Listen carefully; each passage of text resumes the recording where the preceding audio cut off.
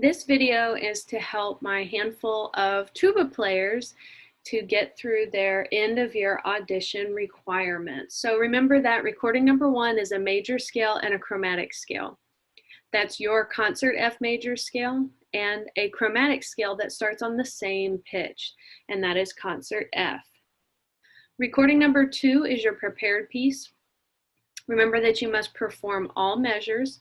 The goal tempo is 120 beats per minute. And you need to pay attention to key, accidentals, unusual rhythms, articulations, dynamics, style, etc. Some of that can be found on page 48 of your book. If you can't find it on page 48, I recommend that you go back through Essential Elements Book 1 and study through it. Just take your time and look for accidentals, look for different key signatures, and review the things that we've worked on this year. There's a couple notes on the right side of the screen. This is only for 6th and 7th grade students. 8th grade students, you've been given a free pass this year. Point number 2, scales can be sent separately. So if you need a little more time on one or the other, go ahead and record the major scale and send it to me. Practice the chromatic scale a little more and then send me a recording of that. You do not have to play them back to back. It says recording number 1 because traditionally in school, you'd be going into the percussion room with the recorder and you would record those back to back. Well, now you're at home, just do what you can, okay? Do a couple recordings of the major scale, find the best one, send it in, and then do the same with the chromatic. So just take your time and do several recordings and find the best one. Points number 4 and 5 on the list. The scales are now going to be due by May 10th, and the prepared piece is going to be due by May 24th. And so I've done that to give you guys a little more time to prepare.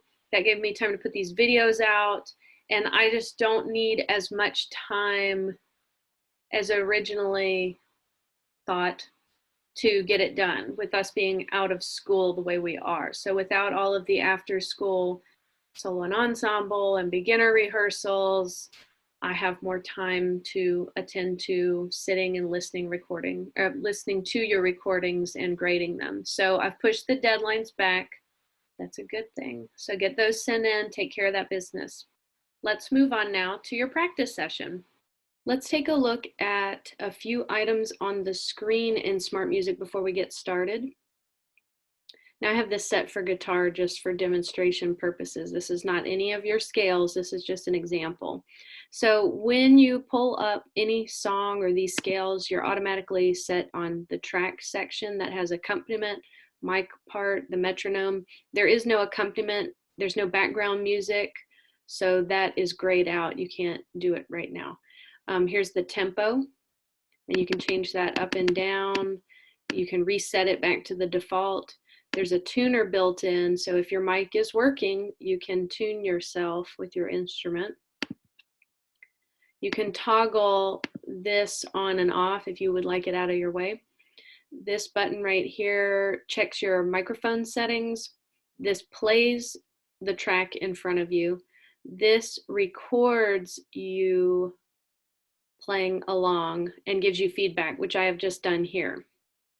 And once you've recorded yourself the first time, then this button will light up with the blue play button and the little red record button. And this is where you can play it back and you can listen to yourself perform. And you can see the red, yellow, and green feedback. Now, if I was going to submit this as a pass off, I would come over here to my takes, and you can see right here, here's the one I just did, and I got a 95% on it. You have the options to delete it or save it to your computer, and this is the area. Assessment, you can turn that off so it's less distracting if that bothers you. You can adjust the tolerance, so, oh look, I made a 100, yay. JK, I made a 95. The loop feature is really handy. You can set it to, like a lot of students need help with the arpeggio. So you can set it to loop measures 3 and 4. And if I have this turned on with the orange, then it'll do another 4 count click off in between. And speaking of, this is your count off. You can actually make your count off longer or shorter. I tried to put it at 2 and didn't have enough time to put a baritone up to my face between hitting the play button and starting. I was thinking someone who plays bassoon or tuba may benefit from moving it to 6 or 8 counts, so they have plenty of time to put the horn up. All right, over here in display, you can highlight the measure if you want. I have it set to default to highlight when you do a pass off for me. You have different beats. So beat is going to be like when I conduct 1, 2, 3, 4, 1. It's going to hit on the beat. Flow is going to go 1, 2, 3, 4. You're going to see that blue line just pass through each beat. The note cursor is going to go 1, 2, and 3, 4, and 1. You're going to see it hit every note, or you can turn it off. It's up to you. This is important. If I play guitar and I want to play the scale that starts on my F, I'm clicking that. Or if I want to start on my scale that starts on A flat with 4 flats in the key, I'm going to start there. This does not mean concert pitch. So whatever starting note you need, you're going to go click on it. So if I'm thinking about flute players, they start on C. Okay, there's the flute scale. If I think about saxophone players, you're starting on your D note. Regardless of the saxophone you play, you're starting on your D note. So whatever your first note is of your scale, you just need to look for that note and click the right one. So I'll go back to tracks. Okay, tuba players, let's take a look at your major scales. Here is a 1 octave major scale, your concert F scale. Just a reminder, make sure you tongue up and slur down. So ta, ta, ta, and ah, ah, ah on the way back down. You may need to practice these scales and the prepared piece way slower than I'm going in the video. What I'm showing you is almost up to optimum tempos. So you may need to practice at 60 and 70 beats per minute. You may need to go slower. But this is to show everyone every year in the springtime our goal each year when we're doing these auditions, the kind of goals we're having to play it, what Miss Couey considers up to tempo, quote unquote, air quotes. So let's try it at 80 beats per minute on the tuba.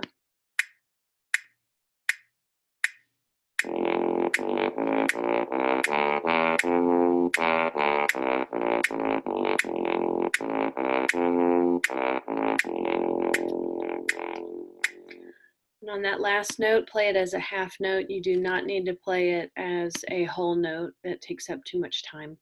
All right, try it at 90 beats per minute.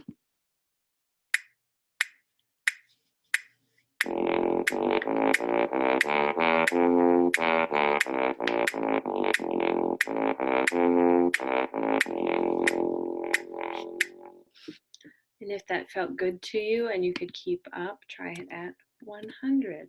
Remember, tuba players, you cannot be gasping for air every 2 beats, or like some of you beginners this year, gasping for air after every quarter note. You have got to be breathing per measure, per 2 measures. You need to have good phrasing and good breathing.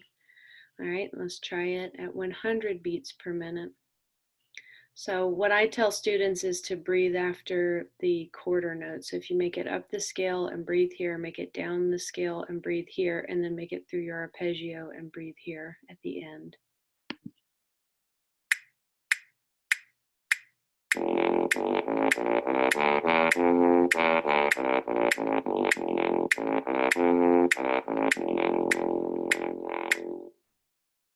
Okay, now for any of you who have been able to move on to 2 octave scales, reaching up into those top couple notes that are a little higher, we're going to go through a 2 octave scale. So starting at 80 beats per minute.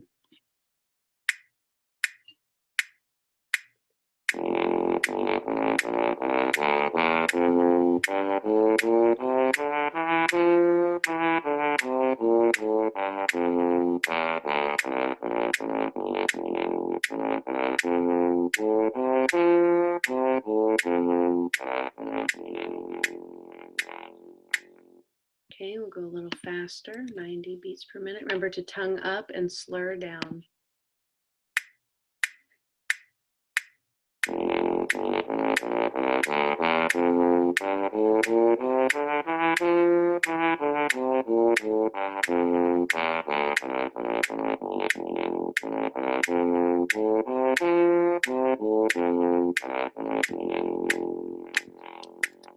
And 100 beats per minute.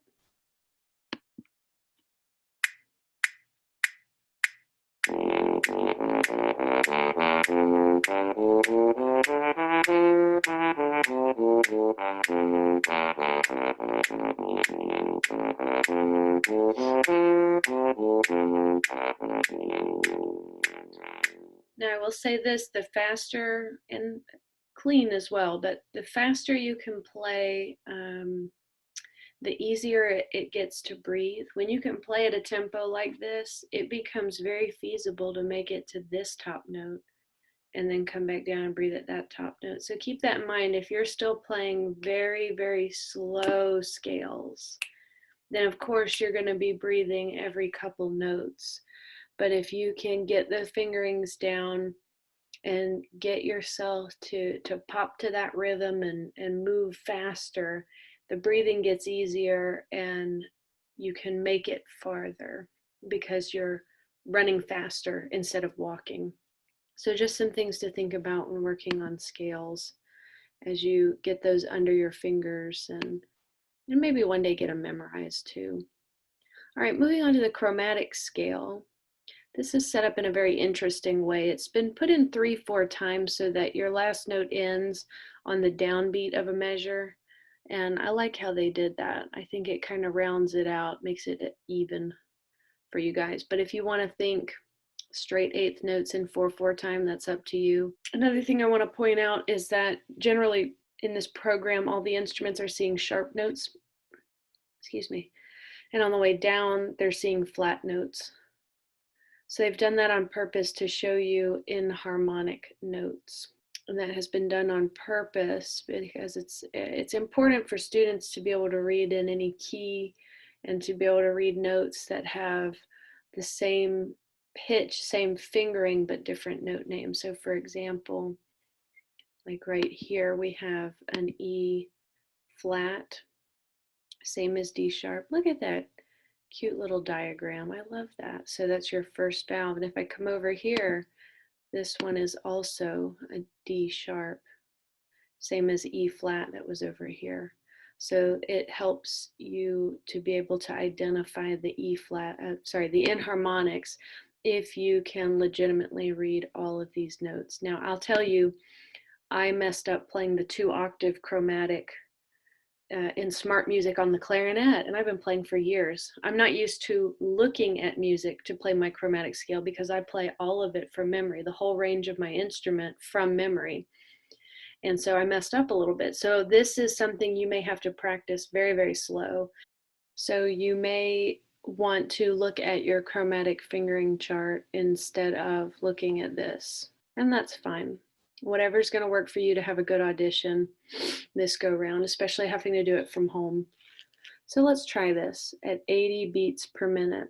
This is going to go pretty quick. Students usually need to spend more time on working out their fingerings, getting those down on a chromatic scale than a major scale. All right, here we go, 80 beats per minute.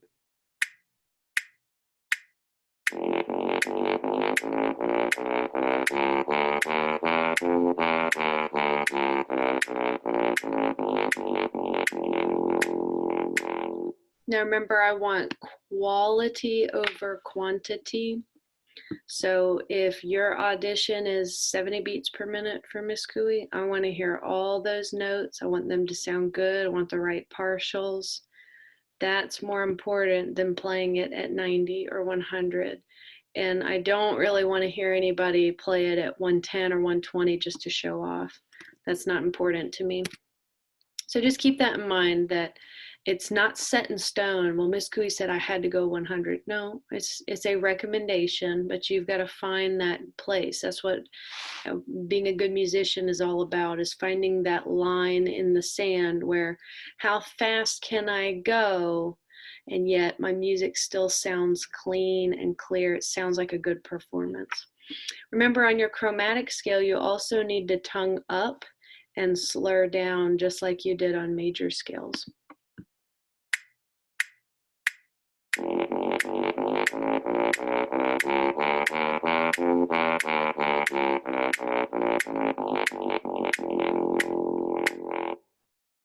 All right, and 100 beats per minute. This is going to go quick. Hang in there.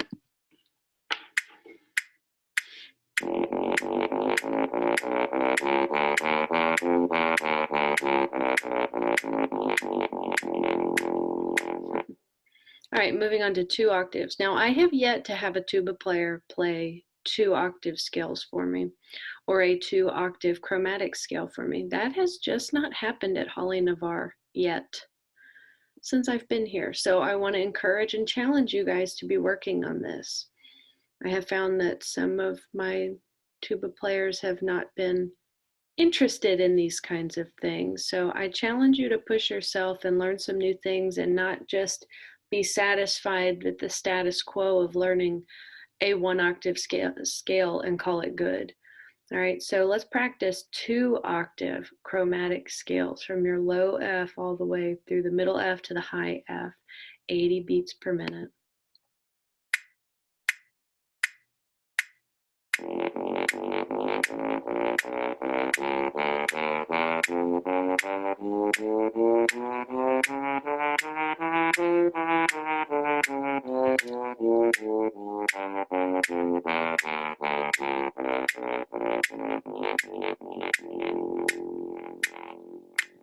Okay, and then 90 beats per minute. Remember to tongue up and slur down. Get the tongue out of the way.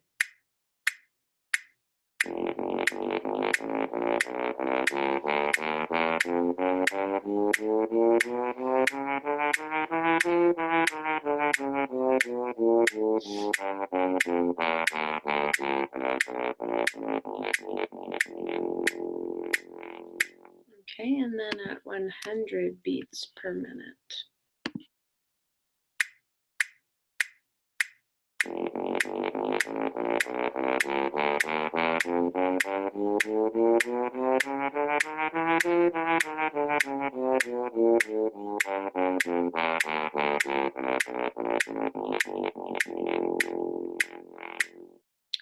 All right, let's move on to the prepared piece. Now I'm going to play it at a slower tempo at 110 beats per minute and then up to tempo at 120, and I'm just going to let it play out so that you have something to play along with and listen to. Here we go.